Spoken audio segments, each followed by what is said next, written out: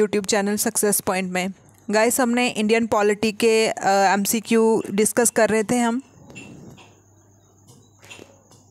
जिसमें हम fundamental rights, हमारा जो लास्ट टॉपिक हमने डिस्कस किया था फंडामेंटल राइट्स, उसी को हम कंटिन्यू करेंगे आगे। फंडामेंटल राइट और डीपीएसपी को आज हम डिस्कस करेंगे एमसीक्यू, ठीक है। तो इसमें हमारा फर्स्ट क्वेश्चन है हमारा आर्टिकल 20 से लेके 22, relate to fundamental right to life and personal liberty, this right are available to, ठीक है। इन्होंने बोला हुआ है कि जो आर्टिकल 20 से लेके 22 तक हैं वो right to life and personal liberty से रिलेटेड है, लेकिन ये जो हैं ये सिटीज़न के लिए हैं, नॉन सिटीज़न या नेचुरल पर्सन किसके लिए ये पूछा हुआ है। तो ये जो हैं वो दोनों के लिए, ठीक है। आर्टिकल 20 से लेके 22 तक बोथ सिटीज़न के लिए भी और नॉन सिटीज़न के लिए भी। जो फंडामेंटल राइट्स हैं वो पार्ट 3 में आते हैं, ठीक है। पार्ट 3 में आते हैं फंडामेंटल राइट्स। उसके बाद इसमें जो आर्टिकल हैं वो 12 से लेके 35 तक है और ये इनफोर्सेबल है कोर्ट में। मतलब कि अगर कोई हमारे फंडामेंटल राइट को वायलेट करे तो हम सीधा कोर्ट जा सकते हैं, हाई कोर्ट भी जा सकते हैं, सुप्रीम कोर्ट भी जा सकते हैं, ठीक है। तो इसमें हमारा ऑप्शन आ जाता है ए, करेक्ट हो जाता है। नेक्स्ट क्वेश्चन है कि इनमें से कौन सा लिस्ट में कौन सा जो पार्ट है जिसको आर्टिकल 19 में से ड्रॉप कर दिया है, ठीक है। आर्टिकल 19 में से ड्रॉप कर दिया है, ध्यान देना होता है कि क्या पूछा हुआ है।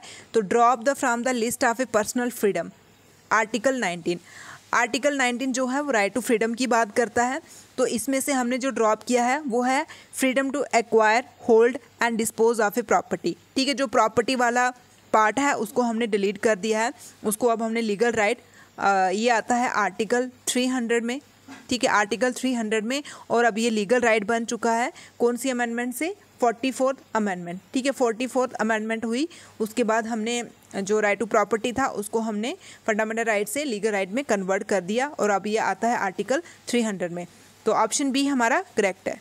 अब ये क्वेश्चन भी बहुत इंपॉर्टेंट है कि प्रोक्लेमेशन ऑफ ए एमरजेंसी, जब एमरजेंसी प्रोक्लेम होती है तो right of citizen to move to the supreme court for the enforcement of fundamental right is suspend by the, ठीक है। तो उस टाइम जो सिटीज़न होते हैं वो सुप्रीम कोर्ट जाते हैं अपने फंडामेंटल राइट को इन्फोर्स करवाने। उसको सस्पेंड किसने किया होता है, ये पूछा हुआ है, सस्पेंड किसने किया होता है, प्रधानमंत्री ने, राष्ट्रपति ने, स्पीकर ने या चीफ जस्टिस ऑफ इंडिया। तो ये कौन करता है, प्रेसिडेंट ऑफ इंडिया, ठीक है। प्रेसिडेंट ऑफ इंडिया सस्पेंड करते हैं, ठीक है। एमरजेंसी 3 टाइप की है, एक है नेशनल एमरजेंसी और एक है प्रेसिडेंट रूल भी बोल सकते हैं या स्टेट एमरजेंसी भी बोल सकते हैं हम इसको, और एक है फाइनेंशियल एमरजेंसी। जो नेशनल एमरजेंसी है वो आर्टिकल 352 में आती है, प्रेसिडेंट रूल जो होता है आर्टिकल 356 में आता है और फाइनेंशियल 340 में आती है। जो प्रेसिडेंट रूल है स्टेट एमरजेंसी है, ये बहुत इंपॉर्टेंट है, जिससे हमारा जो जम्मू कश्मीर है वो स्टेट से यूनियन टेरिटरी में कन्वर्ट हो गया था। पहले यही एमरजेंसी लगाई, then after according to rules and procedure state को यूनियन टेरिटरी में कन्वर्ट कर दिया, ठीक है। तो स्टेट एमरजेंसी को ही हम प्रेसिडेंट रूल बोलते हैं, ठीक है। प्रेसिडेंट रूल बोलते हैं, कौन से आर्टिकल में आता है, 356। तो ऑप्शन बी हमारा करेक्ट है। नेक्स्ट क्वेश्चन है हमारा article 368, parliament has no power to repeal fundamental right because they अब बोल रहे हैं कि जो आर्टिकल 368 है, ठीक है, आर्टिकल 368 जो है वो कॉन्स्टिट्यूशन अमेंडमेंट, ठीक है, अमेंडमेंट का आर्टिकल है ये। अब बोल रहे हैं कि पार्लियामेंट के पास कोई पावर नहीं होती है फंडामेंटल को रिपील करने की, ठीक है। अब यहाँ पे ध्यान देना है किसके पास पावर बोल रहे हैं, पार्लियामेंट के पास कोई पावर नहीं है फंडामेंटल को रिपील करने की। क्यों? क्योंकि part of A basic structure, essential feature, framework of a constitution, इसके रिलेटेड बहुत इंपॉर्टेंट केस है केशवानंद भारतीय केस, ठीक है। Basic structure of the Indian constitution क्यों नहीं रिपेल कर सकते, क्योंकि ये एक पार्ट है बेसिक स्ट्रक्चर कॉन्स्टिट्यूशन का। तो ऑप्शन डी हमारा करेक्ट है। आर्टिकल 368 भी आपको पूछ सकते हैं किससे रिलेटेड है, अमेंडमेंट, कॉन्स्टिट्यूशन अमेंडमेंट से रिलेटेड है। जो जितनी अमेंडमेंट हुई है वो इसी आर्टिकल से रिलेटेड। अब बोला हुआ है कि नॉट, यहाँ पे ध्यान देना है कि क्या पूछा है क्वेश्चन में, ठीक है। यहाँ पे क्या देना होता है, ध्यान। अब देखो नॉट पूछा है कि नॉट बताओ कि कौन सा इनमें से डिफरेंस नहीं है फंडामेंटल राइट्स और डीपीएसपी का, ठीक है। फंडामेंटल राइट और डीपीएसपी का डिफरेंस नहीं है, ये बहुत इंपॉर्टेंट क्वेश्चन है और इसी में से बहुत से क्वेश्चन आपके निकलेंगे भी।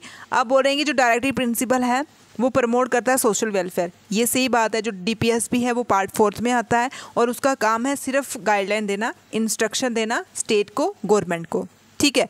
मतलब सोशल वेलफेयर को प्रमोट करना। अगर उसकी इंस्ट्रक्शन माने या ना माने वो मैंडेटरी नहीं है और ना ही कोई कोर्ट में नहीं जा सकता, ये नॉट इन्फोर्सेबल है। और फंडामेंटल राइट को बोल रहे हैं ये प्रोटेक्ट करता है इंडिविजुअल फ्रॉम स्टेट इनक्रोचमेंट। सही बात है, इंडिविजुअलिटी को प्रोटेक्ट करता है, स्टेट को लिमिट करता है, ठीक। तो ये हो नहीं सकता। उसके बाद fundamental right limitation on state action, ठीक है। ये स्टेट के एक्शन को लिमिट करता है फंडामेंटल राइट, वेरी इंपॉर्टेंट। और ये सही बात भी है क्योंकि ये इंडिविजुअल को प्रोटेक्ट कर रहा है तो ये स्टेट के एक्शन को लिमिट करता है। डायरेक्टिव प्रिंसिपल जो है वो पॉजिटिव इंस्ट्रक्शन है गवर्नमेंट, वही बताया अभी कि ये इंस्ट्रक्ट करता है गवर्नमेंट को, ठीक है। गवर्नमेंट को इंस्ट्रक्ट करता है, ये भी ठीक है। Fundamental right include original constitution but DPSP added by first amendment, ये किसी एंगल से भी ठीक नहीं है। फंडामेंटल राइट को पार्ट थर्ड में आता है, डीपीएसपी पार्ट 4 में आता है। अब कोई अमेंडमेंट करके नहीं लाया हुआ, ये ओरिजिनल ही है, ठीक है। तो जो फंडामेंटल राइट है वो अमेंडेबल है, ये भी गलत है। और डीपीएसपी कांट अमेंडेबल, ये भी नहीं है, ठीक है। तो यहाँ पे आपका जो करेक्ट ऑप्शन है ऑप्शन सी, 3rd और 4th वाला आ जाएगा, ठीक है। 3rd और 4th, और इसकी जो पॉइंट है वो भी ध्यान देना इसको, इसमें से बहुत से क्वेश्चन निकलेंगे, ठीक है। तो ऑप्शन सी हमारा करेक्ट। अब जो डीपीएसपी है, in the enforcement of DPSP depend, ठीक है, किस पे डिपेंड करता है? तो ये resource available to the government, ठीक है। रिसोर्स अवेलेबल टू गवर्नमेंट उसी के ऊपर डिपेंड करता है, वेरी इंपॉर्टेंट। और ऑप्शन सी हमारा करेक्ट है। अब हमने बताना है कि कौन सी स्टेटमेंट करेक्ट है।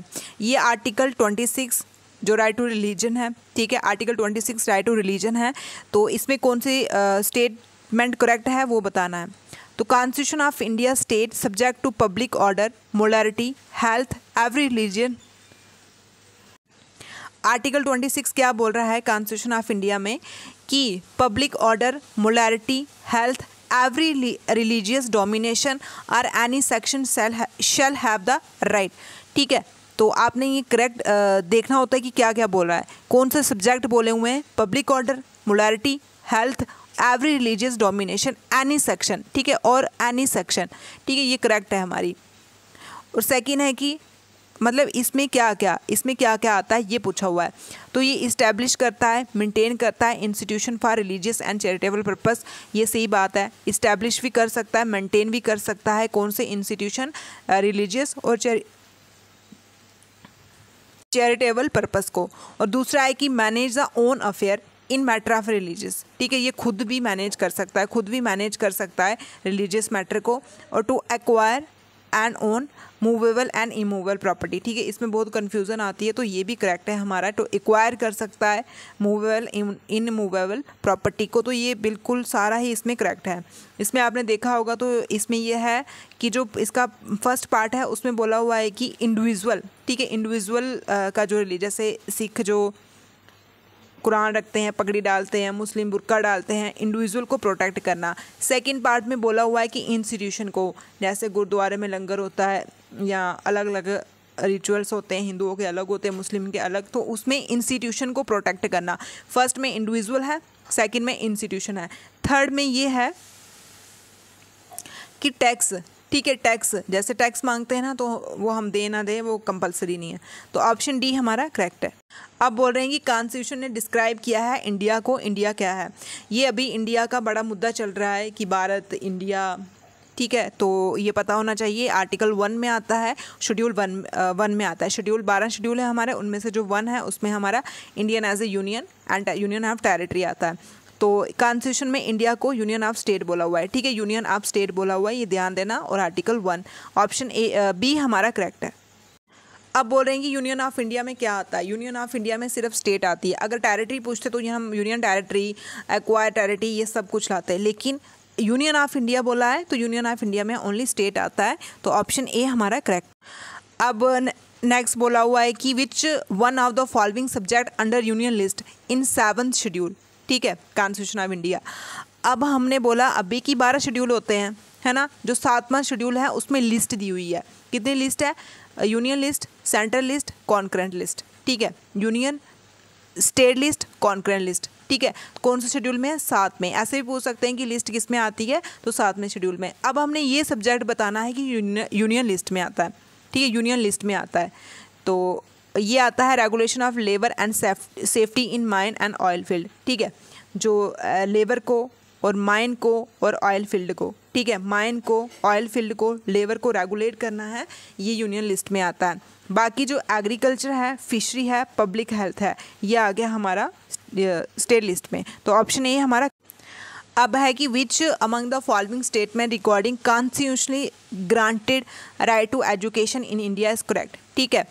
अब जो यहाँ पे ध्यान देना है कि constitutionally granted right to education in India correct sequence हमने बतानी है। तो इसकी जो करेक्ट सीक्वेंस है, the right has been given to all Indian citizen, ये देना है कि all Indian children 6 to 14 year under 86 constitution amendment act, ठीक है, 86 कॉन्स्टिट्यूशन अमेंडमेंट हुआ, ठीक है, 86 कॉन्स्टिट्यूशन, ये याद रखना है किससे रिलेटेड है? राइट टू एजुकेशन से है। और फंडामेंटल राइट में कौन सा आता है? आर्टिकल 21A, ठीक है, जो right to privacy, right to life है, उसमें अमेंडमेंट की आर्टिकल 21A, ये रिलेटेड है इससे। DPSP में आर्टिकल 45, ठीक है। तो और ऑल इंडियन चिल्ड्रन 6 से 14 साल तक जो बच्चे हैं उनको एजुकेशन प्रोवाइड करवानी है, ठीक है, उनको एजुकेशन प्रोवाइड करवानी है। ये 86 कॉन्स्टिट्यूशन अमेंडमेंट एक्ट होता है, फिर इसको कॉन्स्टिट्यूशनली ग्रांटेड भी दिया गया है। तो ऑप्शन डी हमारा करेक्ट है। सेकंड क्वेश्चन है which of the competent body to prescribe the condition acquisition of citizen, ठीक है, जो सिटीजन हमने एक्वायर्ड करनी है, ये आर्टिकल 5 से लेके 11 तक आते हैं, ठीक है, 5 से लेके 11 तक आते हैं। सिटीजनशिप ये पार्ट सेकंड में आता है। तो बोल रहे हैं कि जो हमने सिटीजनशिप एक्वायर्ड करनी है तो वो कौन प्रिस्क्राइब करता है, ठीक है, उसकी कंडीशन को कौन प्रिस्क्राइब करता है, तो ये भी ध्यान देना है, कौन करता है? पार्लियामेंट, ठीक है, पार्लियामेंट। ऑप्शन सी हमारा करेक्ट है। अब in India right to freedom of speech and expression, हमें बोलने का हक है, लेकिन जो हमारा आर्टिकल 19 है वो बोलता है कि हमें freedom of speech and expression, लेकिन कुछ ग्राउंड में इसको रिस्ट्रिक्ट किया हुआ है, कुछ ग्राउंड में इसको रिस्ट्रिक्ट किया हुआ है। तो वो कौन सी ग्राउंड है?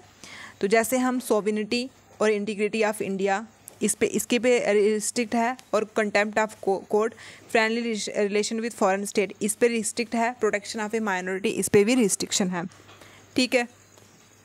अब जैसे आप ये नहीं बोल सकते हो कि मुझे फ्रीडम है बोलने की तो हम माइनॉरिटी को कुछ बोलें, या हम फॉरेन स्टेट को कुछ बोलें, या कोर्ट के खिलाफ, या सोविनिटी and integrity of India, India के ऊपर कुछ। तो ये कीवर्ड पूरे पता होने चाहिए।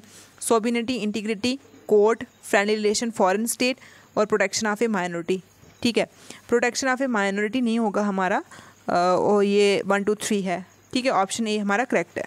अब नेक्स्ट क्वेश्चन है हमारा which among the following condition are necessary for the issue writ of quo warranto, ठीक है। अब जो हमारा आर्टिकल 32 है, फंडामेंटल राइट आर्टिकल 32, उसमें रिट दी हुई है, ठीक है, रिट दी हुई है। तो उसमें एक रिट है रिट ऑफ क्यू वारंटो, उसकी कंडीशन हमने बतानी है, ठीक है, उसकी कौन सी कंडीशन होती है, आपने कमेंट में बताना है कि कितनी रिट मेंशन की है आर्टिकल 32 में। तो फर्स्ट है ये कि the office must be public and must be created by statute or constitutional itself, ये भी ठीक है। Office must be substantive and not only function or employment servant at will during the pleasure of another, ये भी ठीक है।